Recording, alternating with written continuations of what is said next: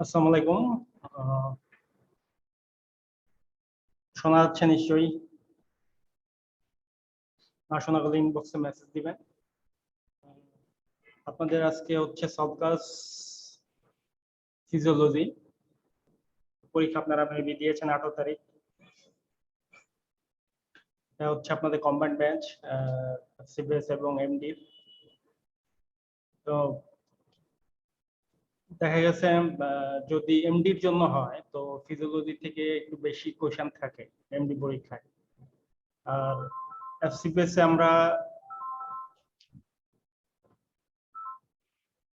আমরা দেখা গেছে যে আমরা ক্লিনিক্যাল অংশ থেকে বেশি প্রশ্ন হয়, ফিজিওলজি থেকে তুলনামূলকভাবে এমডি তুলনায় কিছুটা কম প্রশ্ন হয়। তো আমরা শুরু করি আজকে।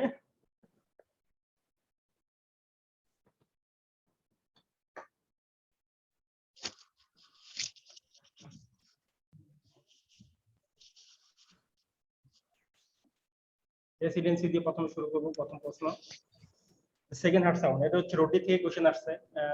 রোডি বিষয়ে একটু ডাইলেমা আছে, অনেকে আসলে প্রশ্ন করে বিভিন্ন সময় যে রোডি পড়বে কিনা বা রোডি থেকে কেমন প্রশ্ন আসে। রোডি থেকে খুব বেশি প্রশ্ন আসে না, আপনি যদি এফসিবিসি কথা চিন্তা করেন তাহলে তো মোটামুটি আসেই না বলা যায়। এমডিতে কয়েকটা কোশ্চেন থাকতে পারে, হ্যাঁ, রোডি থেকে। তো তবে মানে যার যার ফিজিওলজি ভালোভাবে পড়া আছে, সে যে মেন বই পড়ছে সেটা পড়ে আপনারা রোডি সলভ করতে যাবেন, আগেই রোডি সলভ করতে যাবেন না বা আগেই পড়া শুরু করবেন না রোডি। তবে এটা এটা যে ঠিক যে রোডি পড়লে আপনার বেসিকটা বাড়বে, বেসিকটা কিছুটা হলেও আপনার বাড়বে। অনেক কিছু, অনেক ট্রিকি কোশ্চেন আছে, অনেক ব্যাখ্যা আছে যেগুলো জানলে আপনার হয়তো নলেজ, আপনার বেসিকটা ভালো হবে। তো রোডি আপনারা পড়তে পারেন, কিন্তু যদি আপনার ফিজিওলজি ভালোভাবে পড়া থাকে বা আপনি যদি মনে করেন যে না ফিজিওলজি এখনো পড়তে হবে, সেক্ষেত্রে আগে বেসিকটা ক্লিয়ার করে তারপর রোডি পড়াই ভালো। ঠিক আছে, আমাদের প্রথম কোশ্চেন এটা রোডি থেকে দেওয়া হয়েছে যে second heart sound differ from first heart sound in that it is. এটা আশা করি সবাই মোটামুটি পার্সেন্ট কোশ্চেনটা আনসার দিতে। Second heart sound differ from মানে এটা হচ্ছে সেকেন্ড হার্ট সাউন্ডের সাথে ফার্স্ট হার্ট সাউন্ডের পার্থক্য কি? দুটাই ক্লোজ হইলে আমরা শুনতে পাই, তো এটা কোনো পার্থক্য না। হ্যাঁ, longer lasting than the first heart sound না। সেকেন্ড হার্ট সাউন্ডের হচ্ছে আপনার দেখা গেছে যে সেকেন্ড হার্ট সাউন্ডের ফার্স্ট হার্ট সাউন্ডের ডিউরেশন বেশি, হ্যাঁ ডিউরেশন বেশি, আর সেকেন্ড হার্ট সাউন্ডের ফ্রিকোয়েন্সি বেশি, ফ্রিকোয়েন্সি। এই দুটাই হচ্ছে মেল। ফার্স্ট হার্ট সাউন্ড ডিউরেশন বেশি, সেকেন্ড হার্ট সাউন্ড ফ্রিকোয়েন্সি বেশি। সেকেন্ড হার্ট সাউন্ড আমরা শুনতে পাবো বেশি জোরে, আর ফার্স্ট সাউন্ডটা বেশি লঙ্গা, বেশি সময় ধরে থাকে, শুনতে পাওয়া যায়। ঠিক আছে, তো এবিসি এবি দুটাই false, C true. Occasionally split না, অকেশনালি স্প্লিট না, দুইটাই স্প্লিট করতে পারে। ঠিক আছে, স্প্লিটিং কিন্তু দুইটাতেই হবে, কিন্তু এটা কোনো পার্থক্য নাই, এই কারণে বি ফলস, ই ট্রু। ঠিক আছে, যখন কন্ট্রাকশন শুরু হবে তখন ফার্স্ট হার্ট সাউন্ড শুনবো, যখন কন্ট্রাকশন শেষ হবে তখন আমরা সেকেন্ড হার্ট সাউন্ডে শুনবো। Heart sound heard when the ventricle are relaxing. ঠিক আছে, এই তো ই ট্রু, কিন্তু বলা আছে দুইটাই। Absolute refractory period in the ventricle. Absolute refractory period এই এই অ্যাবসলিউট রিফ্র্যাক্টরি পিরিয়ডটা হচ্ছে যে সময় আপনি কোন ধরনের স্টিমুলাসের প্রতি রেসপন্স করবেন না ভেন্ট্রিকল। ঠিক আছে, যখন আপনার ডিপোলারাইজেশন হবে, ডিপোলারাইজেশন মানে যে ভেন্ট্রিকল অ্যাক্টিভেশন হবে, অ্যাক্টিভেশনের পরে রিপোলারাইজেশন হইতে হবে, তারপরে আবার ভেন্ট্রিকল অ্যাক্টিভ হবে। ঠিক আছে, ডিপোলারাইজেশন পরেই যদি বা ডিপোলারাইজেশন সময় যদি আপনি কোন স্টিমুলাস দেন তখন ভেন্ট্রিকল রেসপন্স করবে না, এটাকে বলা হয় অ্যাবসলিউট রিফ্র্যাক্টরি পিরিয়ড। A হচ্ছে true, B corresponding to the ventricular depolarization true, corresponding to the ventricular contraction 2, ঠিক আছে, is shorter than corresponding period in atrial muscle, false। ঠিক আছে, ventricular excessive refractory period mainly এটা ভেন্ট্রিকলেই ধরা হয়, ভেন্ট্রিকলেই এটা আসে। সো এটার সাথে আসলে অ্যাট্রিয়াল মাসেলের কোনো ফাংশন নেই, ডি ফলস। ই ডিউরিং সেম্বরি সমস্যা, এই বললাম না, কোন ধরনের স্টিমুলাসের প্রতি আপনার কোন ধরনের রেসপন্স করবেন না ভেন্ট্রিকুলার মাসেল। এখন যদি সিম্প্যাথেটিক স্টিমুলেশন, হ্যাঁ সিম্প্যাথেটিক স্টিমুলেশন যদি আপনার বেশি হয়, সেই ক্ষেত্রে দেখা গেছে যে আমার হার্ট হচ্ছে কি বারবার কন্ট্রাকশন করবে কার্ডিয়াক আউটপুট বাড়ানোর জন্য। তখন আমার এই রিফ্র্যাক্টরি পিরিয়ডের ডিউরেশনটা কমবে। কারণ কি, ভেন্ট্রিকুলার মাসলের বারবার কন্ট্রাকশন করতে হবে সিম্প্যাথেটিক স্টিমুলেশনের কারণে। তো decrease during sympathetic stimulation of the heart, এটা হচ্ছে ট্রু। এগুলো সব রড্ডি কোশ্চেন। 3 নাম্বার হচ্ছে, এটাও রড্ডির একটা প্রশ্ন, ঠিক আছে, velocity of blood flow. Velocity of blood flow, velocity of blood flow, এই ইকুয়েশনটা এটা হচ্ছে আপনার বিআরএস এ আছে, আপনি কারো যদি আগ্রহ থাকে বেশি দেখে নেবেন বিআরএস থেকে, যে velocity equal to blood flow divided by cross sectional area, total cross sectional area. তো ক্রস সেকশনাল এরিয়া যত বেশি হবে ভেলোসিটি তত কমবে, ঠিক আছে।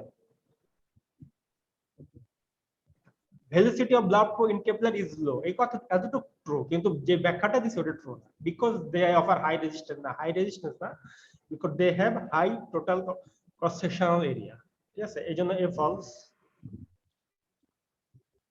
এটার একটা আপনি ক্রস সেকশনাল এরিয়ারে একটা সিকোয়েন্স করে নেবেন, তাহলে আপনারা এটা পারবেন। সবচেয়ে বেশি ক্রস সেকশনাল এরিয়া হচ্ছে ক্যাপিলারি, তারপর হচ্ছে ভেনুলস, তারপর ভেনুলস আমি বলতেছি আপনারা, তারপর হচ্ছে আর্টারিওলস, তারপর হচ্ছে আর্টারিওল, তারপর ভেন, তারপর আর্টারি, তারপর ভেনা ক্যাভা, তারপর আয়োটা, ঠিক আছে, এইভাবে মনে রাখবেন ক্রস সেকশনাল এরিয়া। আবার বলি, প্রথমে হচ্ছে ক্যাপিলারি, তারপর হচ্ছে ভেনুলস, তারপর আর্টারিওলস। ক্রস সেকশনাল এরিয়া, এটা কিন্তু ক্রস সেকশনাল এরিয়ার কথা বলছি, এটা ভেলোসিটির কথা বলছি না। ভেলোসিটিটা সেই পিছন, ক্রস সেকশন এরিয়াটা এইভাবে সাজাবেন তাহলে ভেলোসিটিটা বেশি হবে পিছন থেকে। হ্যাঁ, প্রথমে ক্রস সেকশন এরিয়া সবচেয়ে বেশি হচ্ছে ক্যাপিলারি, তারপর হচ্ছে ভেনুলস, তারপর হচ্ছে আর্টারিওলস, তারপর ভেন, তারপর আর্টারি, তারপর ভেনা ক্যাভা, তারপর আয়োটা, এভাবে আসবে। তো ভেলোসিটি হবে পিছন থেকে, তাহলে সবচেয়ে বেশি হবে আয়োটা, তারপর ভেনা ক্যাভা, তারপর আর্টারি, তারপর ভেন, তারপর আর্টারিওল, তারপর ভেনিউল, সবার শেষে হচ্ছে ক্যাপিলারি, ঠিক আছে। In vein is greater than in venules, TSH2 can fall to 0, ascending aorta diastole সময় 0 হবে ascending aorta তে, কারণ ব্লাডটা ওই সময় তো চলে আসছে আপনার রাইট এট্রিয়ামে, ঠিক আছে। তো যে ভেনাসিটানটা সেটা রাইট, এটা আমার রাইট এট্রিয়ামে চলে আসছে, ভেনাসিটান চলে আসছে, তো ওই সময় ascending aorta 0 হবে।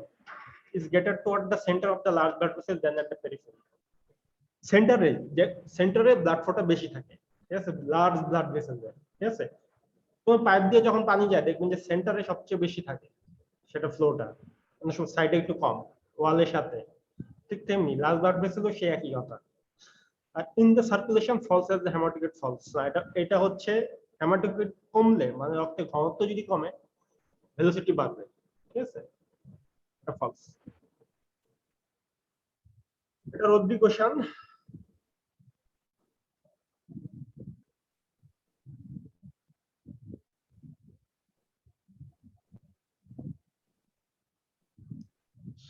এটা রোডের প্রশ্ন, যে when the AV bundle is completely interrupted as in complete heart block, ঠিক আছে, when the AV bundle is completely interrupted as in complete heart block, the arterial beat becomes irregular. AV bundle যদি interruption হয়, সাধারণত SN node যখন fire করে, হ্যাঁ, SN node থেকে আমার আসে এভি নোড, এভি নোড থেকে এভি বান্ডেল, ঠিক আছে। এসএন নোডের তো কোনো সমস্যা নেই, এসএন নোড তো ইরেগুলার হবে, এসএন নোড তো রেগুলার ফায়ারিং করতেই আছে, তো প্রথমটা false. PR interval shows beat to beat variable, PR ইন্টারভালটা অবশ্যই তখন ভেরিয়েবল হবে। পিয়ার ইন্টারভাল ডিউরেশনটা হচ্ছে যে আপনার অ্যাকশন পোটেনশিয়ালটা এসএ নোড থেকে এবি নোডে যাবে, ওইটাকে বলা হয় পিয়ার ইন্টারভাল, ঠিক আছে। তো পিয়ার ইন্টারভালটা ভ্যারি করবে। তারপর ventricular filling shows beat to beat variable, ঠিক আছে, ভেন্ট্রিকুলার মাসলে আপনার এবি বান্ডেল দিয়ে আসতে হবে। এখন এবি বান্ডেলে যদি ব্লক হয় সব স্টিমুলাস আপনার ভেন্ট্রিকুলার মাসলে যাবে না, কোনটা যাবে স্ট্রং, কোনটা যাবে অল্প, তো ventricular filling shows beat to beat variable, ঠিক আছে। QRS complex shows beat to beat, QRS complex regular থাকে। হ্যাঁ, আপনি যখন ইসিজি যদি দেখেন যে হার্ট ব্লকের যে ইসিজি গুলো, এখানে যদি আপনি দেখেন যে কিউআরএস কমপ্লেক্সে আপনার সমান, হয়তো ডিউরেশন একটার মধ্যে আরেকটা ফাঁক আছে, কিন্তু কিউআরএস কমপ্লেক্সে কতটুকু লম্বা হবে কতটুকু ওয়াইড হবে এটা কিন্তু সমান থাকে, এটা কিন্তু কোনো ভেরিয়েবিলিটি হয় না। ভেন্ট্রিকুলার রেট সলভেবল 50, হ্যাঁ, ভেন্ট্রিকুলার রেট সবসময় একটা রেট থেকে কম হবে, এসএনওডের যে ফায়ারিং ওটার থেকে কম হবে, 50 চলে আসে, 30 থেকে 40 হয় ভেন্ট্রিকুলার রেট, এই ট্রু। in the electrocardiogram.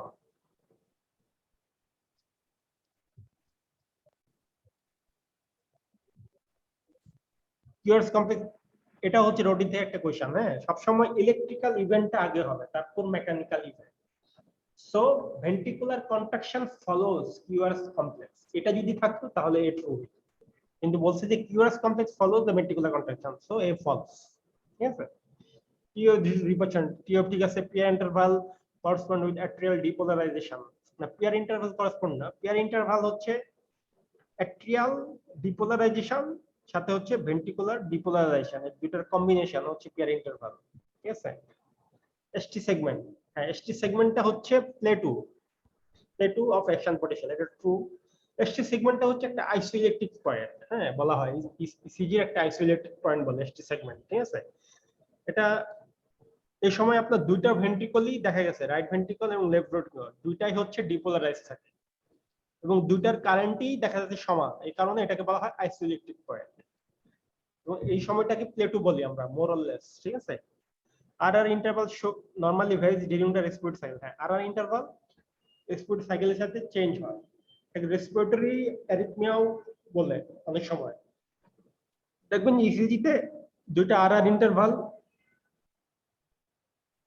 আস্তে আস্তে আস্তে আস্তে কমতেছে, তারপর এক সময় গিয়ে আবার বাড়লো। হ্যাঁ, তো এটা কিন্তু কোনো অ্যাবনরমালিটি না, এটা হচ্ছে নরমাল একটা ফেনোমেনন, এটা হচ্ছে রেসপিরেশন সাথে ভ্যারি করে।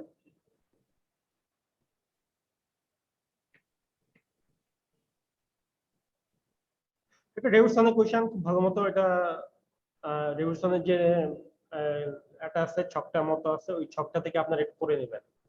ইজেকশন মারমার কখন পাবো, systolic ejection murmur, pansystolic murmur, early diastolic, mid diastolic murmur কখন পাবো, এগুলো আপনারা ভালো মতো পড়ে রাখবেন।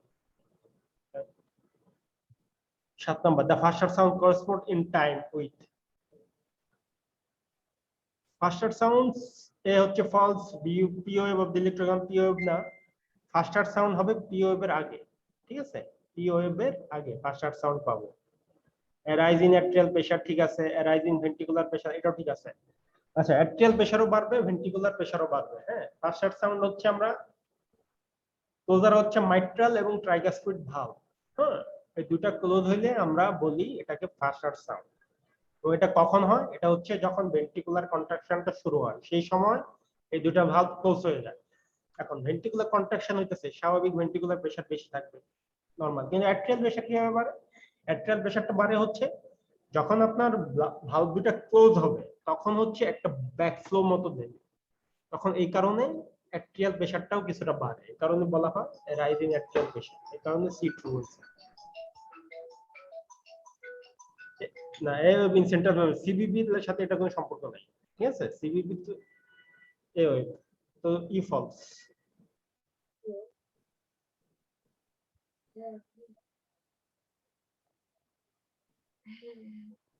When stress receptor of atria are stressed, there is stress receptor অ্যাট্রিয়ামে যদি স্ট্রেস রিসেপ্টর গুলো স্টিমুলাস হয়, দুটো জিনিস হবে, এক হচ্ছে আপনার ভলিউম রিফ্লেক্স হয় এদিক দিয়ে, আরেক হচ্ছে বেইন ব্রিজ রিফ্লেক্স হয়। ঠিক আছে, বেইন ব্রিজ রিফ্লেক্সের কারণে হার্ট রেট বাড়ে, আর ভলিউম রিফ্লেক্সের কারণে এই যে এডিএস সিক্রেশন কমবে, অ্যাফারেন্ট আর্টারিওল ডাইলেশন হবে কিডনির। ঠিক আছে, secretion atrial nitric to peptide secretion হবে, কর্টিসল এটা কর্টিসো আসছে, এটা একটু ভুলে গেছে, decrease secretion of cortisol, cortisol সিক্রেশনের সাথে এটা কোনো সম্পর্ক নেই অ্যাক্টিয়াল স্ট্রেস রিসেপ্টরে। ঠিক আছে, এটা হচ্ছে কখন মানে অ্যাক্টিয়াল স্ট্রেস রিসেপ্টর কখন স্ট্রেস হয়, যখন ধরুন কোনো কারণে আমার প্রেসার বাড়ে বা ভলিউম বাড়ে রাইট এট্রিয়ামে, সেই সময় আমার স্ট্রেস রিসেপ্টর গুলো অ্যাক্টিভেট হবে, তখন কি হবে আমার কিডনির অ্যাফারেন্ট আর্টারিওল গুলো ডাইলেশন হবে, কারণ কি আমার বেশি বেশি আমার ফ্লুকচুয়েশন হইতে পারে, আমার ভলিউম কমাইতে হবে, বডি কোনো কারণে ভলিউম বাড়ছে, ভলিউম কমাইতে হবে। ঠিক আছে, glomerular ফিল্ট্রেশন বাড়বে, অ্যাক্টিয়াল নাইট্রিক পেপটাইড এটাও কিন্তু আপনার অ্যাফারেন্ট আর্টারিওল ডাইলেশন করে, ওইদিক ডিফারেন্ট আর্টারিওল কনস্ট্রিকশন করে। তো এই জিনিসগুলো হবে যদি আমার অ্যাক্টিয়াল স্ট্রেস রিসেপ্টরটা অ্যাক্টিভেট হয়। একটা হচ্ছে হার্ট রেটটা বাড়বে হচ্ছে বেইন ব্রিজ রিফ্লেক্সের মাধ্যমে, বেইন ব্রিজ রিফ্লেক্স মনে রাখেন, এটা হচ্ছে গাইডলাইনে খুব সুন্দরভাবে দেওয়া আছে।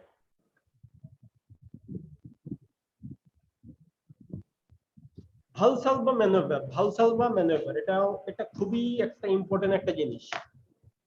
ভালসালভা ম্যানুভার এটা আপনারা পড়বেন হচ্ছে যে ডিউরিং ভালসালভা ম্যানুভার কি হবে, ভালসালভা ম্যানুভারের পরে কি হবে, এইভাবে আপনারা চেঞ্জগুলো মনে রাখবেন। সেই সব জিনিস ভালসালভা ম্যানুভারে আপনার বাড়বে সেগুলা ফলোড হচ্ছে নরমালে হবে, আবার যেগুলো কমবে সেগুলো আবার নরমাল হয়ে যাবে। এটাই হচ্ছে ভালসালভা ম্যানুভার। এখান থেকেই কোশ্চেন করে, কোশ্চেনটা আছে during Valsalva manoeuvre what will happen, Valsalva manoeuvre is followed by, এভাবে আছে কোশ্চেনটা, দুইভাবে কোশ্চেনটা আছে, রডিতে আছে এবং জ্ঞাননেও খুব ভালোভাবে ব্যাখ্যাটা দেয়া আছে। ইন্ট্রাপুরাল প্রেসার এবং ইন্ট্রাঅ্যাবডোমিনাল প্রেসার, এই প্রেসারগুলো আপনার কমবে ভালসালভা ম্যানুভারের পর, কারণ ভালসালভা ম্যানুভারের সময় আমার এই প্রেসারগুলো বাড়ে, ইন্টারথোরাসিক প্রেসার বাড়ে, ইন্ট্রাপুরাল প্রেসার বাড়ে, ইন্ট্রাঅ্যাবডোমিনাল প্রেসার বাড়ে, সব ধরনের প্রেসারই বাড়ে। ঠিক আছে, তখন কি হবে, আমার যদি ইন্টারথোরাসিক প্রেসার বাড়ে তখন আমার কি হবে, ভেইনগুলো কম্প্রেস হবে, কম্প্রেস হওয়ার পরে কারণে ভ্যানাসিটানটা কমে যাবে ডিউরিং ভালসালভা, আমি বলতেছি ডিউরিং ভালসালভা। এর ফলে কি হবে, কার্ডিয়াক আউটপুটটাও কমবে, কার্ডিয়াক আউটপুটটা কমার পরে কি হবে, কার্ডিয়াক আউটপুট কমবে, কার্ডিয়াক আউটপুট কমার পর আপনার ইনহিবিট, কার্ডিয়াক আউটপুট কমার পরে আপনার যে ব্যারোরিসেপ্টর গুলা সেগুলো হচ্ছে আপনার ইনহিবিশন হবে, ব্যারোরিসেপ্টর ফায়ারিং হবে না, ফায়ারিং না হওয়ার কারণে আপনার সিম্প্যাথেটিক স্টিমুলাসটা বাড়বে বডি, তখন আবার ট্যাকিকার্ডিয়া হবে, পেরিফেরাল ভেসোকনস্ট্রিকশন হবে, ব্লাড প্রেশার বাড়বে। এই হচ্ছে ডিউরিং ভালসালভা ম্যানুভারে মানে যে ফিজিওলজিক্যাল চেঞ্জ গুলো হয় ডিউরিং ভালসালভা ম্যানুভার। আর ভালসালভা ম্যানুভার শেষ হয়ে যাওয়ার পর তখন কি হবে, তখন আপনার যে প্রেশার গুলা বাড়ছিল ওইগুলো আবার কমবে, ট্যাকিকার্ডিয়া ছিল ওটা আবার ব্র্যাডিকার্ডিয়া হবে। ঠিক আছে, এই জিনিসগুলো আপনার আবার নরমালাইজ হয়ে যাবে। ঠিক আছে, হার্ট রেট আপনার ট্যাকিকার্ডিয়া ছিল পরে আবার ব্র্যাডিকার্ডিয়া হবে, আপনার আবার ব্যারোরিসেপ্টরটা আবার স্টিমুলাস করবে, আবার প্যারাসিম্পথেটিক অ্যাক্টিভিটিটা বাড়বে বডির। এইটা হচ্ছে ভালসালভা ম্যানুভারের ফাংশন। একটু প্যাচ লাগে, এটা ভালোভাবে পাশাপাশি চেঞ্জগুলা লেখে করবেন।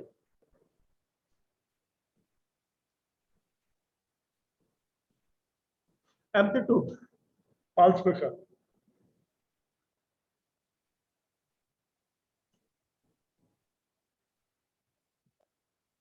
এটা হচ্ছে আপনার বিআরএস এ আছে আপনার খুব সুন্দরভাবে। আমরা কি জানি, আমরা জানি যে blood pressure is equal to cardiac output into total peripheral resistance, আবার রেজিস্ট্যান্স ইজ ইকুয়াল টু আমরা জানি যে ভিসকোসিটি এবং length divided by radius, fourth power of the radius. এই দুটো ইকুয়েশন আপনি পাশাপাশি লিখে করলে এই কোশ্চেন আনসারটা দিতে পারবেন। ঠিক আছে,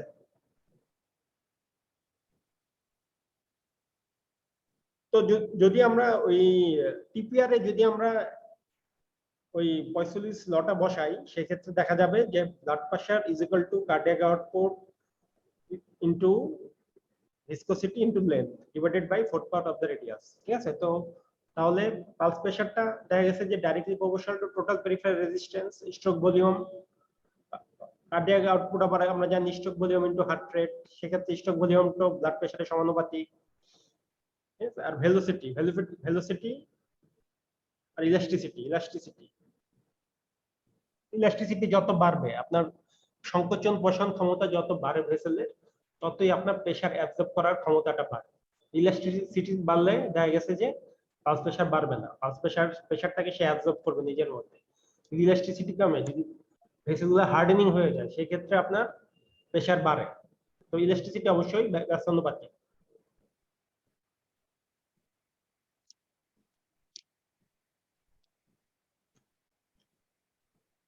টেন্ডেন্সি টু টার্বুলেন্স ফ্লো, এটা হচ্ছে রড্ডি এবং গাইটনের কোশ্চেন, গাইটনেও খুব সুন্দরভাবে দেয়া আছে। ডাইরেক্টলি প্রপোর্শনাল হচ্ছে তিনটা, ডেনসিটি, ডায়ামিটার, ভেলোসিটি, এটা খুব ভালোভাবে মনে রাখবেন। Density, diameter, velocity. আর ইলাস্টিসিটি এবং ভিসকোসিটি এই দুইটা হচ্ছে ব্যস্তানুপাতিক, ইনভার্সলি প্রপোর্শনাল। আর হচ্ছে আরেকটা দেয় অনেক সময় হেমোগ্লোবিন যদি বাড়ে ভিসকোসিটি বাড়বে, তো একই হলো হিমোগ্লোবিনও inversely proportional to tendency to turbulence flow.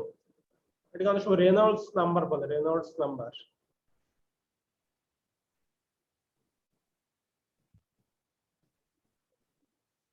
During protodiastolic period, এটা হচ্ছে আপনার সিসিতে খুব ভালোভাবে দেয়া কার্ডিয়াক সাইকেলটা, অন্যগুলাতে খুব ভালোভাবে তেমন দেয়া নাই। আপনার সিসি চ্যাটার্জি সিএস থেকে কার্ডিয়াক অন্য না কিছু পড়লেও কার্ডিয়াক সাইকেলটা পড়তে পারে। আর যারা যদি মেন বুক পড়তে না চান, জেএনসি শীটে আছে, ওই শীট থেকে দেখে নেবেন। প্রোটোডায়াস্টলিক পিরিয়ড মানে প্রোটোডায়াস্টলিক পিরিয়ডটা হচ্ছে আপনার ডায়াস্টল জাস্ট শুরু হয়েছে, ডায়াস্টল জাস্ট শুরু হয়েছে, ভেন্ট্রিকল মাত্র রিল্যাক্সেশন করবে, হ্যাঁ, ভেন্ট্রিকুলার কন্ট্রাকশন শেষ, তখন আমার কি হবে, অ্যাওর্টিক এবং পালমোনারি ভালভগুলো ক্লোজ হবে, ঠিক আছে। এট্রো opening of AV valve, AV valve হচ্ছে মাইটাল অ্যাট্রিয়াম এবং ভেন্ট্রিকুলার মাঝখানে যে ভালভগুলো, এগুলো বলে এভি ভালভ, ঠিক আছে। এভি ভালভ ওপেনিং হবে না, এভি ভালভ হচ্ছে কন্ট্রাকশন শুরুতে ওপেনিং হয়, ঠিক আছে। সরি, এভি ভালভ হচ্ছে আপনার এভি ভালভ কন্ট্রাকশনের সময় শুরুতে বন্ধ হয়, এভি ভালভ খুলবে ডায়াস্টলে আরো পরে গিয়ে খুলবে, সাথে ওই প্রোটোডায়াস্টলিক পিরিয়ডে এভি ভালভটা খুলবে না। আচ্ছা, production of second heart sound, ঠিক আছে। অ্যাওর্টিক ভালভ এবং পালমোনারি ভালভ ক্লোজ হলে production of second heart sound. D এবং E false, isometric relaxation of ventricle, isotonic contraction of ventricle, এই সময় কোনো ধরনের কোনো ভালভই খুলে না, বন্ধ হয় না। রিফ্র্যাক্টরি পিরিয়ড নিয়ে সেই আবার খুব প্রশ্ন আসছে। ভেন্ট্রিকলের রিফ্র্যাক্টরি পিরিয়ডটা, কার্ডিয়াক মাসেলের রিফ্র্যাক্টরি পিরিয়ডটা সবচেয়ে লঙ্গার, এই কারণে টিটেনাইজেশন হয় না। তো এ ফলস, আর বাকি সবই ট্রু। হ্যাঁ, সিম্পথেটিক স্টিমুলেশনের সময় ডিক্টোজ হয়, এই একই ধরনের, আপনার একই ধরনের দুটো প্রশ্ন আর কি পেয়ে গেছেন।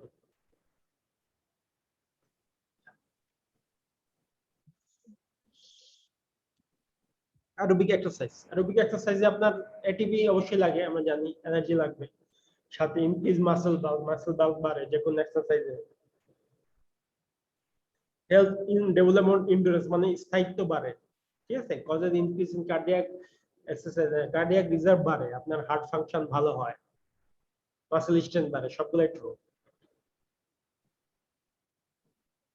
Baroreceptor, A2, B2, they are stress receptor. Obviously, they are stress receptor. The neural discharge decrease. Pressure increase হইলে তাদের discharge increase হবে। Parasympathetic stimulationটা বাড়বে। So C false. Neural তারা যদি stimulus হয় তখন heart rate কমে, bradycardia হয়। D false. They are equally sensitive. এটা এমন না যে ব্যারোরিসেপ্টর বেশি সেনসিটিভ, কেমোরিসেপ্টর কম সেনসিটিভ, মানে অ্যাওর্টিক রিসেপ্টর কম সেনসিটিভ না, they are equally sensitive. So, E false. Solo, cardiac muscle is characterized by having interconnecting disconnecting muscle fiber. A true, B the same extent of function. এগুলো হচ্ছে গ্যালনের থেকে বিভিন্ন line থেকে question গুলো করা হয়েছে। হ্যাঁ, সব সবটা এক জায়গায় নাই, এখানে ধরেন একটা লাইন, পরে হচ্ছে আরেকটা লাইন, আরেক পৃষ্ঠে আরেকটা লাইন, এভাবে কয়েকটা লাইন মিলিয়ে এই কোশ্চেনটা করা হয়েছে। আর T system located at the J line, A B C তিনটাই ট্রু, ডি হচ্ছে ফলস। স্কেটাল মাসলের রিফ্র্যাক্টরি পিরিয়ড আর ভেন্ট্রিকুলার কার্ডিয়াক মাসল পিরিয়ড একটা, কার্ডিয়াক মাসল রিফ্র্যাক্টরি পিরিয়ডের ডিউরেশনটা বেশি, স্কেটাল মাসল খুবই কম আছে, কিন্তু কম না। অ্যাকশন পটেনশিয়ালের মধ্যে দুটো ডিফারেন্স আছে, ঠিক আছে। এখানে প্লেটো আছে, ওখানে প্লেটো নাই। During exercise sympathetic discharge increase, ঠিক আছে, sympathetic discharge increase, total peripheral resistance increase না, টোটাল পেরিফেরাল রেজিস্ট্যান্স আরো ডিক্রিজ হবে। কারণ কি, পেরিফেরাল ভেসোডাইলেশন হয়, কারণ কি পেরিফেরিতে আপনার বিভিন্ন active metabolite, carbon die oxide, lactate, এগুলো আপনার জমা হয়, তো পেরিফেরাল ভেসেলগুলো ডাইলেটেশন হবে, এই কারণে পেরিফেরাল রেজিস্ট্যান্স কমবে। ভেনাস রিটাস ইনক্রিজ করে, ঠিক আছে, ভেনাস রিটার্ন ইনক্রিজ করবে। Oxygen uptake by the exercising muscle decrease, oxygen uptake তো আরো বাড়ে, অক্সিজেন প্রয়োজন হয়, হার্ট রেট বাড়ে, ঠিক আছে। সো বি আর D false. Positive inotrope agent, inotrope বলতে হচ্ছে ফোর্স অফ কন্ট্রাকশন বাড়ে হার্টে, ঠিক আছে। Positive inotrope agent decrease the ventricular performance, no, ventricular performance আর বাড়ায়, কারণ ফোর্স অফ কন্ট্রাকশন বাড়বে, ভেন্ট্রিকুলার পারফরম্যান্সও বাড়বে। Decrease maximum left ventricular pressure, contraction বাড়লে ভেন্ট্রিকুলার মাঝখানে আপনার প্রেসারও বাড়বে, ঠিক আছে। So maximum left ventricular pressure decrease হবে না, বাড়বে। অ্যাড্রিনালিন ঠিক আছে, epinephrine নরফেনফ্রিন they are the positive inotrope agent. মাঝখানে রিসেপ্টর না। E decrease left ventricular end diastolic pressure. End diastolic pressure বলতে এন্ডাস্টলিক ভলিউমটা কমবে। কারণ কি আমার সিস্টোলের পরেই তো আমার দেখা গেছে ডায়াস্টল শুরু হবে। তো সিস্টোলে তো যদি আমার পজিটিভ আইনোট্রপ এজেন্ট যদি আমি দেই, তাহলে তার কন্ট্রাকশনটা বাড়তেছে, কার্ডিয়াক আউটপুটটাও তার বাড়তেছে। তো দেখা গেছে যে ডায়াস্টলের সময় তার এন্ডাস্টলিক যে প্রেশারটা সেটা কমবে, কারণ এন্ডাস্টলিক ভলিউমটাও কমবে যতটুকু। কারণ কি যতটুকু ভলিউম আমার ডায়াস্টলের সময় ছিল সবটাই তো আমি সিস্টোলে বের করে দিচ্ছি।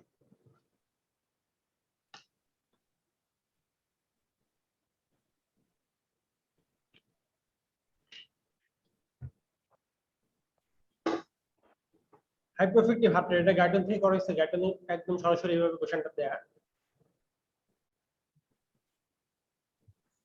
কার্ডিয়াক হাইপোক্সিয়া, ঠিক আছে, আপনার অক্সিজেনের অভাব আছে, কার্ডিয়াক মাসল তো অক্সিজেন লাগবে তার কন্ট্রাকশন, তার ফাংশনের জন্য। তো যদি আমার দেখা গেছে যদি হাইপোক্সিয়া হয়, সেক্ষেত্রে আমার হার্টের ফাংশনটাও কম হবে। ট্রু। হাইপারট্রফি হলে কি মানে হাইপারট্রফি বলতে হচ্ছে যে ফাংশন বেশি বেশি করতে করতে হাইপারট্রফি হয়ে গেছে। হাইপারট্রফি মানে hyper active heart. So B false. Severe hypertension, severe hypertension আমার যদি অ্যাওর্টিক প্রেসারটা বেশি থাকে, অ্যাওর্টাতে আমার যদি হাইপারটেনশন বেশি থাকে, আমার যদি টোটাল পেরিফেরাল রেজিস্ট্যান্স বেশি থাকে, সেক্ষেত্রে আমার হার্টের ধীরে ধীরে ফাংশনটা কমে যাবে, হার্টটা হাইপোএফেক্টিভ হয়ে যাবে।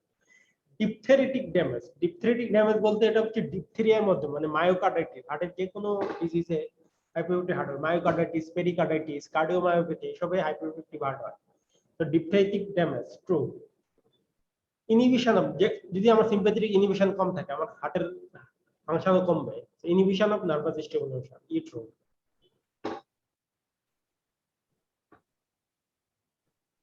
অ্যাওর্টিক প্রেসার কার্ভ, এখানে তো অ্যাওর্টিক প্রেসার কার্ভ তো অ্যাওর্টিক ভালভের সাথে সম্পর্কিত। যারা একটু বুদ্ধি খাটায় দিছে আনসারটা পারে না, তারা হচ্ছে সি আনসার করবে, ঠিক আছে।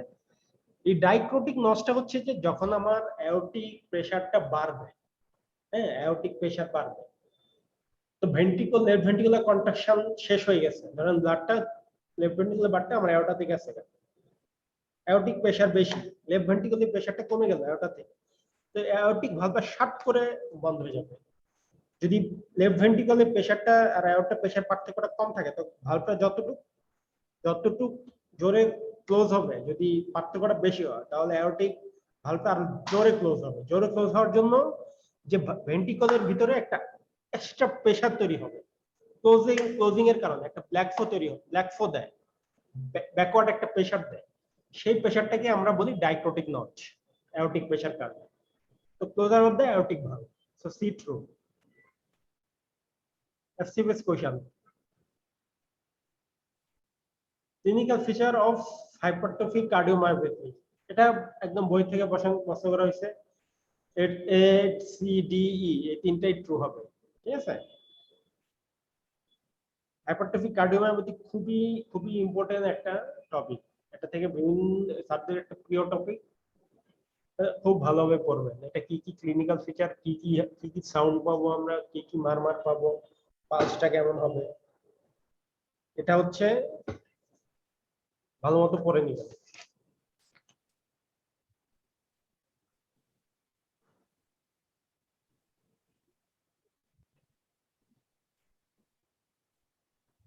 ক্লিনিক্যাল ফিচার রেটিনাল হেমোলাইসিস হবে না, বাকি সবগুলো ট্রু, ঠিক আছে।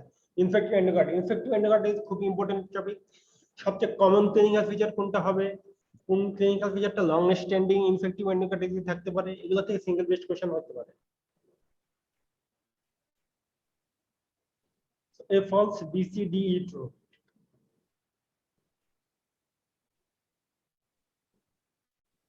পেশের হচ্ছে রেডিওলজিক্যাল, আচ্ছা right heart border, radiological left heart border, আবার অনেক সময় রাইট কার্ডিয়াক সিলিউটি সাইন বলে, সিলিউটি লেফট কার্ডিয়াক সিলিউটি, হ্যাঁ এই দুটো জিনিস কিন্তু একই, রাইট, ঠিক আছে। রেডিওলজিক্যাল রাইট বর্ডার আর right cardiac silhouette, radiological left border of heart left cardiac silhouette, দুটো কিন্তু একই জিনিস দ্বারা ফর্ম হবে, দুটার মধ্যে কোনো পার্থক্য নেই, কোনো কনফিউশন তৈরি করবেন না। মানে আমরা একটা যদি এক্সরে দেখতে যাই, তখন আমরা এক্সরে তে যখন হার্টের শেপটা কল্পনা দেখা যায়, তখন রাইট হার্ট বর্ডার আর লেফট হার্ট বর্ডারটা আমরা এক করি।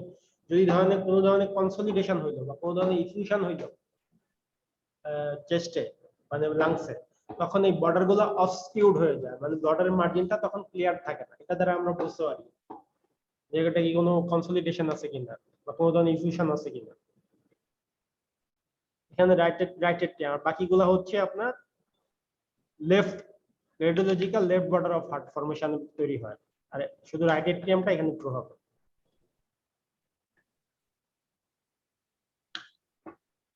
A false, the left coronary rather than the right coronary is larger. The right ventricle is supplied by during situation only diastole মনে রাখবেন। হার্টে right ventricle left ventricle right left সবগুলাই সবসময় ডায়াস্টলের সময় সাপ্লাই হবে।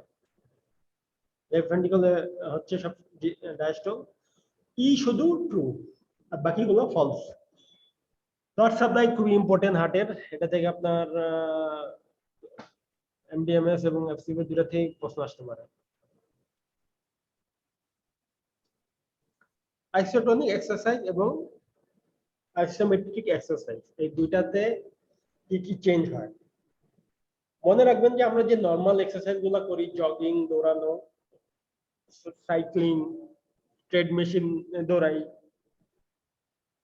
সবগুলো হচ্ছে আইসোটোনিক এক্সারসাইজ। তো নরমাল একটা সবচেয়ে মনে রাখার সহজ উপায় হচ্ছে নরমাল এক্সারসাইজে যেসব চেঞ্জ হবে আইসোটোনিক এক্সারসাইজে সেসব চেঞ্জ হবে। ঠিক আছে, দেখেন which not occurs in isotonic exercise, ঠিক আছে। সি হচ্ছে ট্রু, ডায়াস্টোলিক প্রেসার কখনোই বাড়ে না। ভিগোরাস এক্সারসাইজে বরং ডায়াস্টোলিক প্রেসার কমে, নরমাল এক্সারসাইজে ডায়াস্টোলিক প্রেসার সেম থাকে, আর বাকি সবগুলাই ফলস। তো আইসোটোনিক এক্সারসাইজ যদি আসে মনে রাখবেন যে নরমাল এক্সারসাইজে যেসব চেঞ্জ হবে আইসোটোনিক এক্সারসাইজে সে একই ধরনের চেঞ্জ হবে।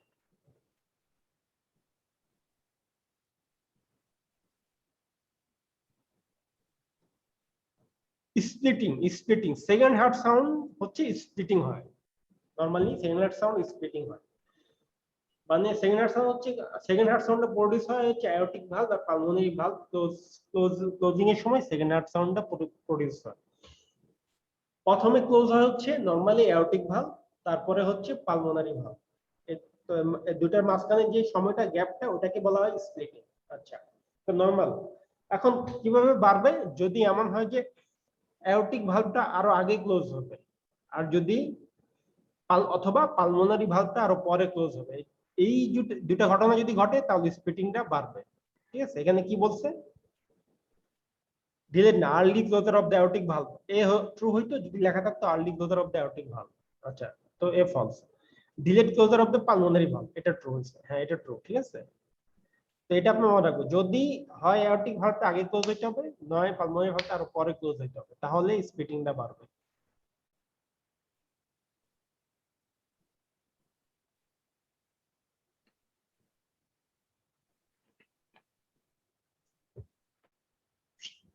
In haemorrhagic shock there is decrease cardiac work, না কার্ডিয়াক ওয়ার্কের সাথে এটা সম্পর্ক না, কারণ এটা তো কার্ডিওজেনিক শক, যে cardiac work it is haemorrhagic shock মানে হাইপোভলিউমিক শক।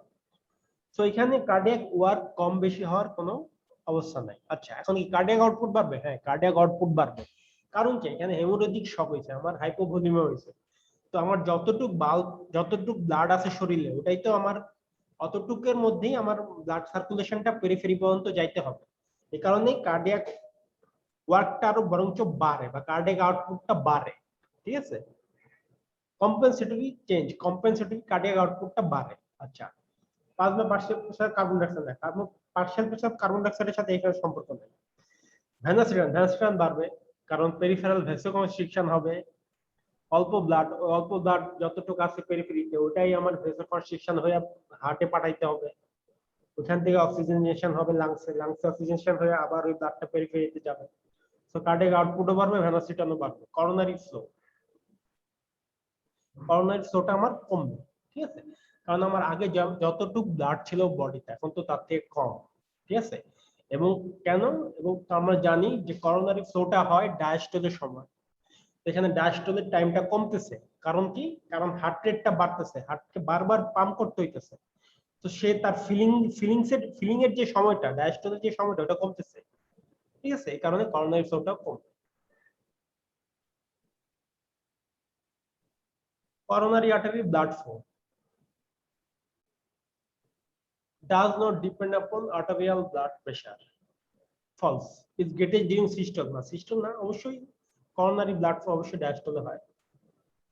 হ্যাঁ, মায়োকার্ডিয়াল অক্সিজেন কনজাম্পশনের সাথে coronary artery blood flow একটা সম্পর্ক আছে। আচ্ছা, C true. D 5% of the cardiac due to diastole in the right coronary artery না, is greatest during diastole in the left coronary artery.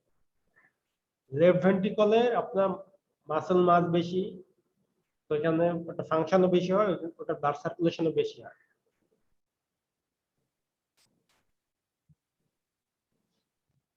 Purkinje fiber, Purkinje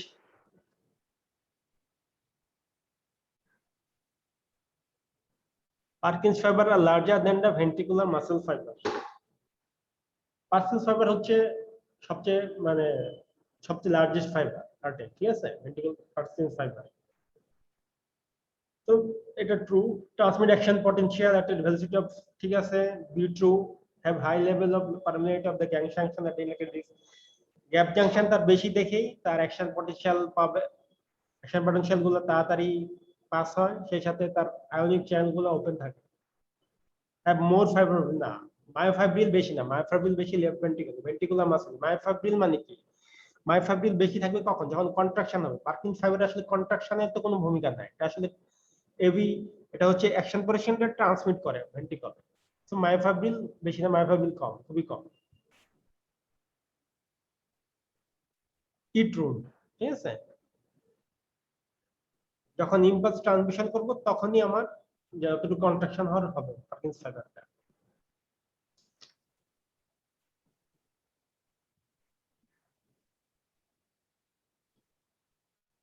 এটা গায়নের একটা chart, এটা থেকে খুব সুন্দরভাবে পড়ে নেবেন।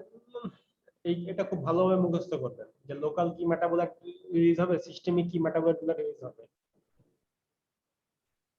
এটা গায়ন থেকে আসছে, খুব বেশি আলোচনা করার কিছু নেই এখানে।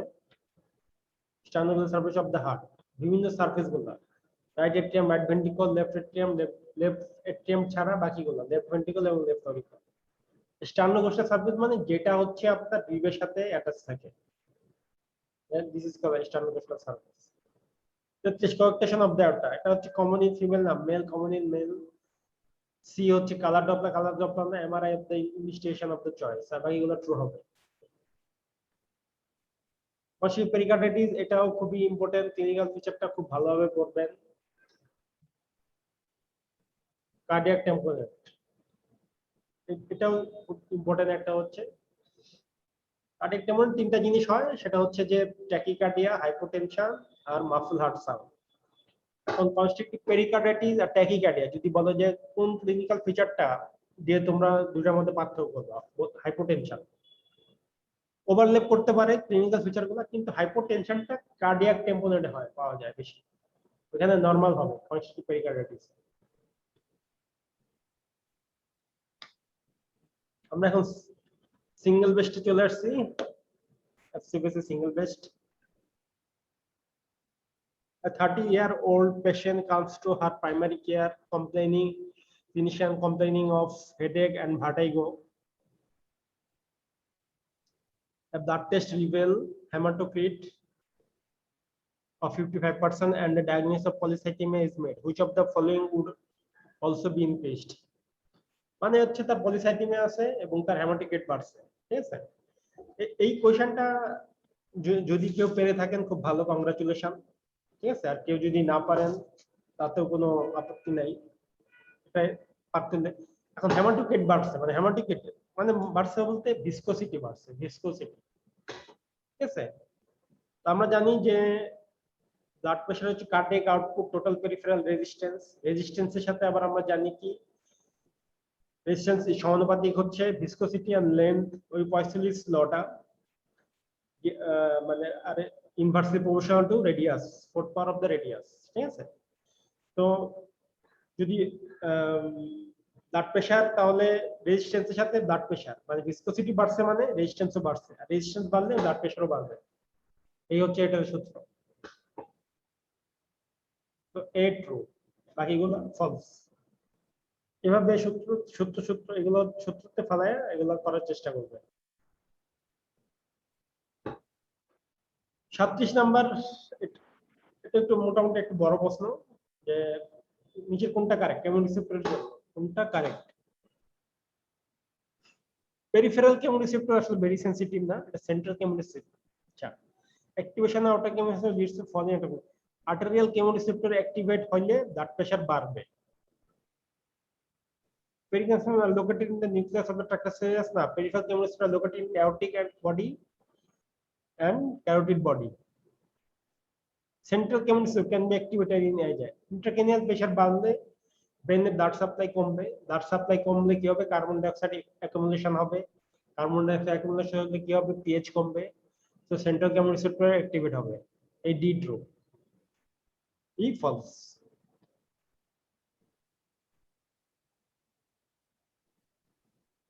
The pressure differential between the heart and the aorta list, এটা গ্যালনের চার্ট আছে, ওটাতে খুব কোশ্চেনটা পড়বেন।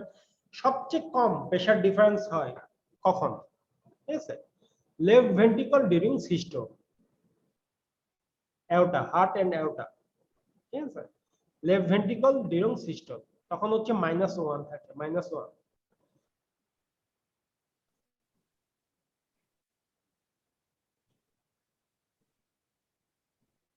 এটাও জ্ঞানের থেকে কোশ্চেন, যে which of the following organ has the greatest blood flow, এটা একবার আসছে এফসিবিএস সিঙ্গেল বেস্টে।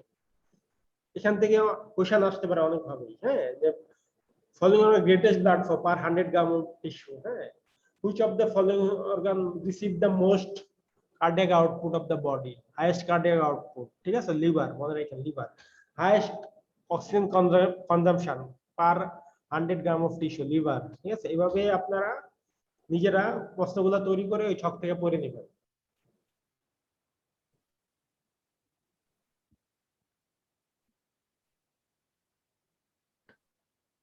সুপাইন থেকে স্ট্যান্ডিং পজিশনে আপনার কি কি চেঞ্জ হবে, এটার ব্যাখ্যা এই খুব সুন্দরভাবে এখানে ব্যাখ্যাটা বলতে দেওয়া হয়েছে, যে কি হবে যখন একটা পারসন দাঁড়াবে, তখন কি পেরিফেরি ভেইনগুলোতে ব্লাড পুল হবে, ব্লাড পুল হলে আপনার ভ্যানাসিটান কমবে, ভ্যানাসিটান কমলে সাথে কার্ডিয়াক আউটপুটও কমবে, কার্ডিয়াক আউটপুট করলে কি হবে, প্রেসারও কমবে, ঠিক আছে? তো প্রেসার যখন কমবে তখন আপনার ব্যারোরিসেপ্টর গুলো স্ট্রেস কম হবে, ব্যারোরিসেপ্টর ফায়ারিং কম হবে, তখন ফায়ারিং কমলে প্যারাসিম্পথেটিক আউটফ্লোটা কমবে, সিম্পথেটিক আউটফ্লোটা বাড়বে। তো সিম্পথেটিক আউটফ্লো বাড়লে কি হবে, হার্ট রেট বাড়বে, কন্ট্রাকশন বাড়বে, পেরিফেরাল রেজিস্ট্যান্স বাড়বে। এটাই বলা আছে এখানে, ঠিক আছে? এবং একটা জিনিস মনে রাখবেন যে কম্পেনসেটরি চেঞ্জ কি হবে সেটা বলছে। হ্যাঁ, অনেকে বলবেন যে কার্ডিয়াক আউটপুট ডিক্রিজ হয়, তাহলে ডি কেন ট্রু হলো না? কিন্তু ডি তো তার কম্পেনসেটরি চেঞ্জের কারণে তার ডিক্রিজ হয় নাই, ডি তো তার নরমাল ইনহিবিশন হয়েছে, তখন মানে ভেনাসিটান কমছে দেখে তার কার্ডিয়াক আউটপুট কমছে, এটা কিন্তু কম্পেনসেটরি চেঞ্জ না, এই কারণে ডি হয় না, বি ট্রু হয়েছে। এই যে অ্যাকচুয়ালি ট্রিক পয়েন্ট, আমি এটা নিয়ে আগেই বলছি যে ST segment.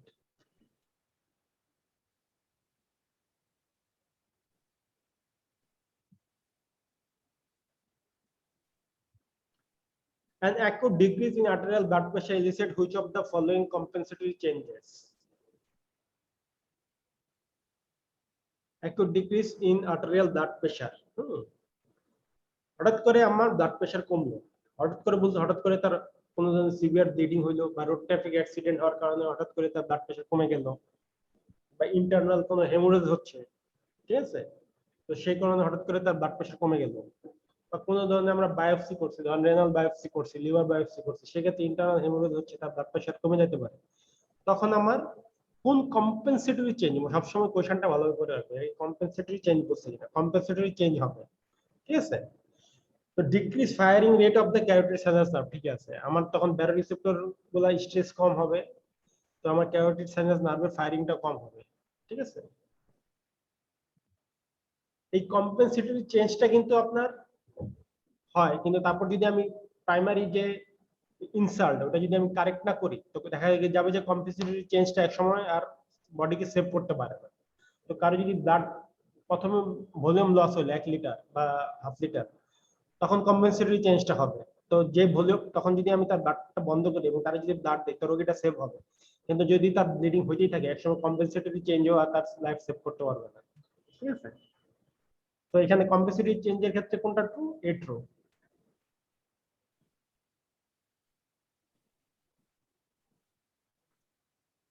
Incomplete hard block.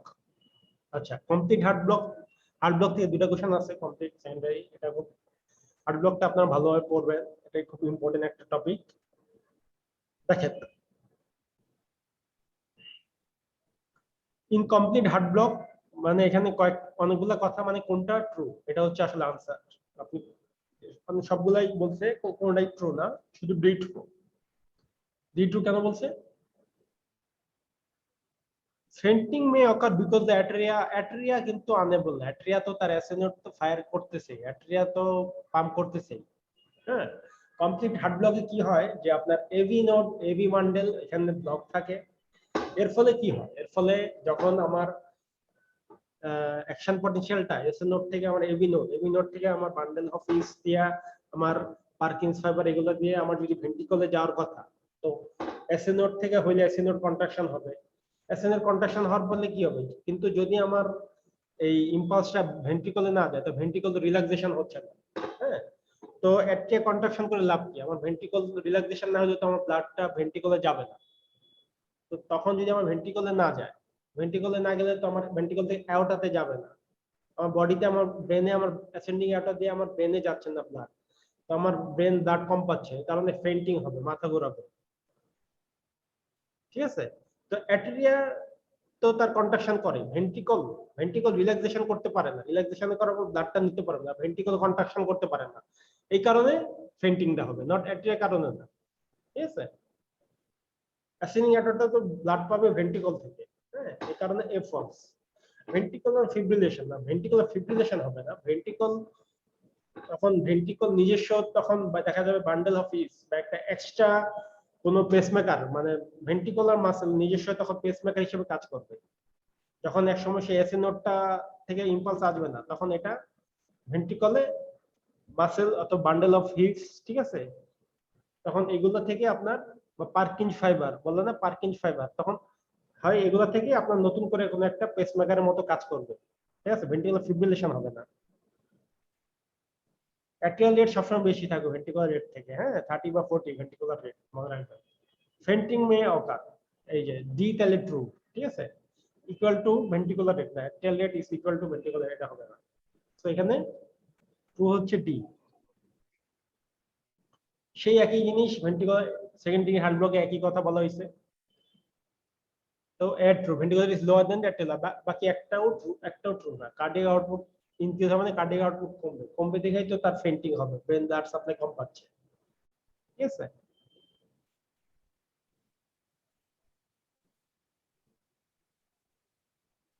Orthostatic hypotension due to malfunction in the baros, এটা দেখেন কোশ্চেনটা। Orthostatic hypotension due to malfunction, baroreceptor কাজ করতে পারতেছে না। হ্যাঁ, তাহলে ব্যারোরিসেপ্টর অ্যাক্টিভেশনের জন্য কি হবে, এটা হচ্ছে এখানে কোশ্চেনটা। বডি নরমালি ব্যারোরিসেপ্টর অ্যাক্টিভেশনের কারণে কি হয়? ব্যারোরিসেপ্টরের কারণে কি হয়? Short term blood pressure regulation হবে। ঠিক আছে, এটা ট্রু। বাকি দেখেন যে list when increase heart rate না, ব্যারোরিসেপ্টর অ্যাক্টিভেশন হওয়া মানে তো প্যারাসিম্পথেটিক সিস্টেমটা অ্যাক্টিভেট হওয়া, তার মানে কি হার্ট রেট কমবে। Inhibit neuron in central ventrolateral medulla, sorry, caudal ventrolateral medulla না, ব্যারোরিসেপ্টর গুলো এক্সাইট করবে caudal ventrolateral medulla-রে এক্সাইট করবে, আর ইনহিবিট করবে rostral ventrolateral medulla। সিডি তার মানে উল্টা ভাবে বলছে, সিডি ফলস। ই occurs only under situation, না, এটা হচ্ছে ব্যারোরিসেপ্টর গুলা যখন ব্লাড প্রেশার বাড়ে তখনও থাকে, যখন ব্লাড প্রেশার কমে তখনও থাকে। ঠিক আছে? অ্যাওরটিক রিসেপ্টর, হ্যাঁ, ব্যারোরিসেপ্টরের মধ্যে আমরা ক্যারোটিড বডি এবং ক্যারোটিড সাইনাস এবং অ্যাওরটিক আর্চ বলি না, ক্যারোটিড সাইনাসটা আপনার ব্লাড প্রেশার বাড়লেও অ্যাক্টিভেট হবে, কমলেও অ্যাক্টিভেট হবে। শুধু অ্যাওরটিক আর্চটা বলা হয়েছে শুধু ব্লাড প্রেশার বাড়লে অ্যাক্টিভেট হয়, কমার সাথে অ্যাওরটিক আর্চের কোনো সম্পর্ক নেই। তো ই ফলস হবে এখানে।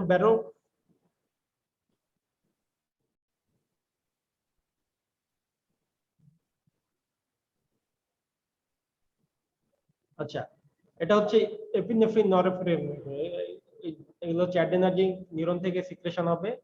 এগুলো সরাসরি আপনার সরাসরি ক্রোমাটোগ্রাফি এফেক্ট আছে, মানে সরাসরি আমরা দেখা গেছে যে যদি কার্ডিয়াক আউটপুট বাড়াইতে চাই, কার্ডিয়াক যদি শকের পেশেন্ট, আমরা ডোপামিন ডোপামিন এগুলো দিই, এগুলো হচ্ছে নরফিনেফ্রিন এপিনেফ্রিন দেই, এগুলো হচ্ছে আপনার সরাসরি ক্রোমাটোগ্রাফিক এফেক্ট আছে হার্টের উপরে। তো 46 এর মধ্যে বিটা হচ্ছে ট্রু। আচ্ছা, ইনক্রিজ বিকজ দা, এটা সরাসরি হার্টের উপর কাজ করে, তো আর বাকি কোনো মেকানিজম এখানে সঠিক না, ঠিক আছে, তো সরাসরি হার্টের উপর কাজ করবে। কোন ধরনের রিসেপ্টর, কোন ধরনের নার্ভের সাহায্যে এটা কাজ করে, এটা সরাসরি ভেন্ট্রিকুলার মাসেলের উপরে কাজ করে। 47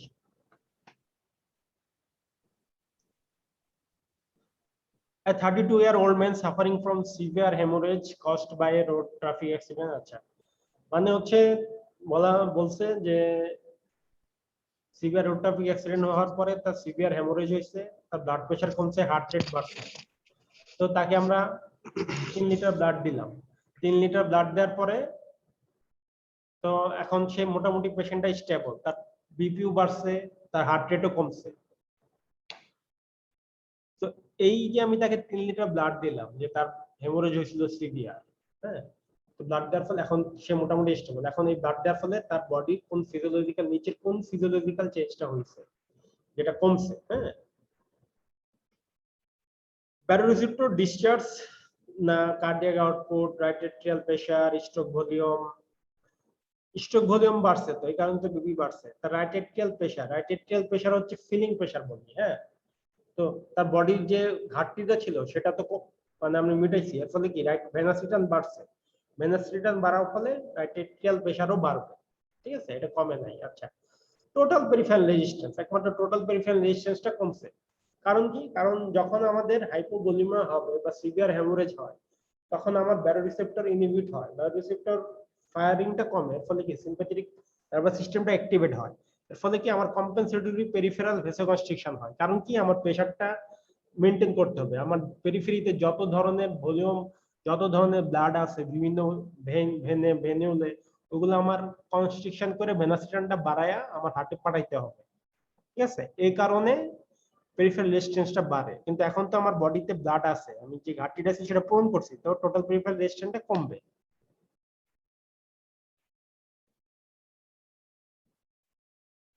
সো ই ট্রু।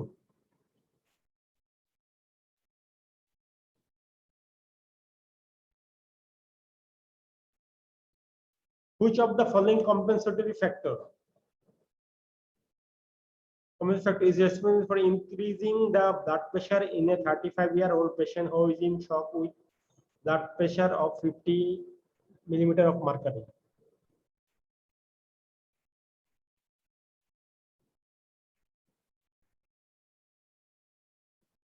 এটা হচ্ছে ব্যারোরিসেপ্টর রিফ্লেক্স, হ্যাঁ।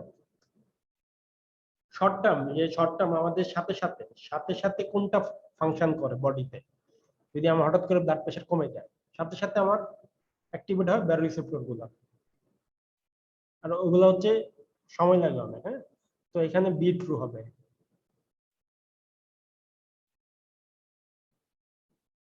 ব্যারোরিসেপ্টরটা পরে বেনব্রিজ রিফ্লেক্সটা অ্যাক্টিভেট করে, হ্যাঁ। বেনব্রিজ রিফ্লেক্স সরাসরি অ্যাক্টিভেট হয় না, ব্যারোরিসেপ্টরের মাধ্যমে অ্যাক্টিভেট হবে।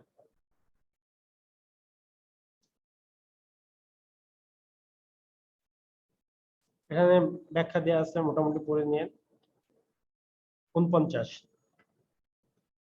এই যে প্লেটোটা খুব ইম্পর্টেন্ট।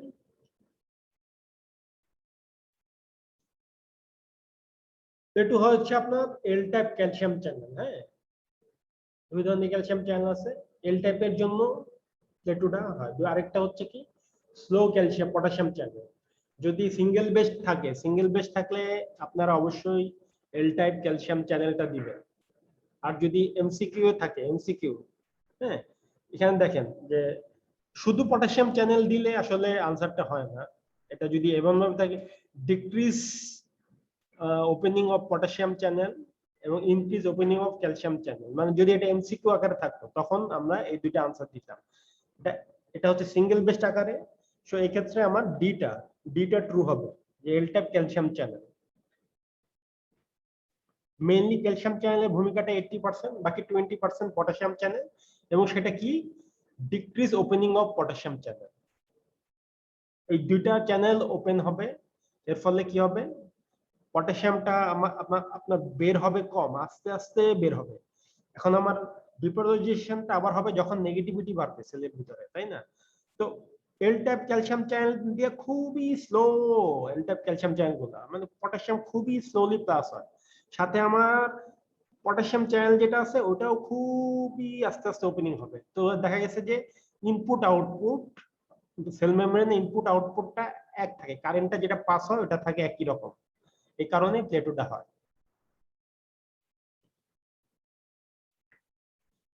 শেষ কোশ্চেনে আমরা চলে আসছি।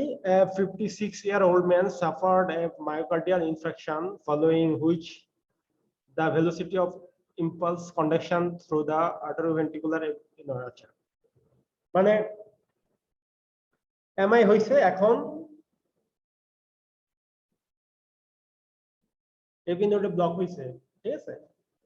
তো এবি নোডে ব্লক হইলে এখন আমরা ইসিজি তে কি ধরনের চেঞ্জ পাবো? এবি নোড ব্লক হইছে, পিআর ইন্টারভাল আমরা তার মানে কি হার্ট ব্লক, এবি ব্লক। হ্যাঁ, এবি ব্লকটা আমরা ডায়াগনোস করি কি হবে, পিআর ইন্টারভাল দেখে। হ্যাঁ, পিআর ইন্টারভালটা হচ্ছে আমার ইম্পালসটা, আমার অ্যাকশন পটেনশিয়ালটা অ্যাট্রিয়াম থেকে ভেন্ট্রিকলের দিকে যাওয়ার জন্য যে সময়টা, ওটাকে বলা হয় পিআর ইন্টারভাল, ঠিক আছে?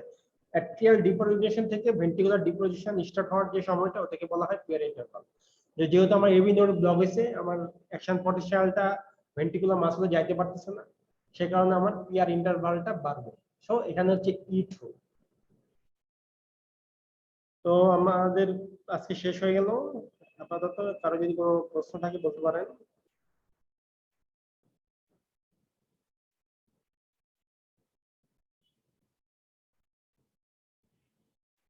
আপনাদের কার্ডিওলজিটা ভালোভাবে পড়বেন। এটা হচ্ছে এফসিবিএস এ তো পেপার 2 তে থাকে, অনেক প্রায় অনেকগুলো প্রশ্ন থাকে কার্ডিওলজি থেকে, 20টার মতো প্রশ্ন থাকবে।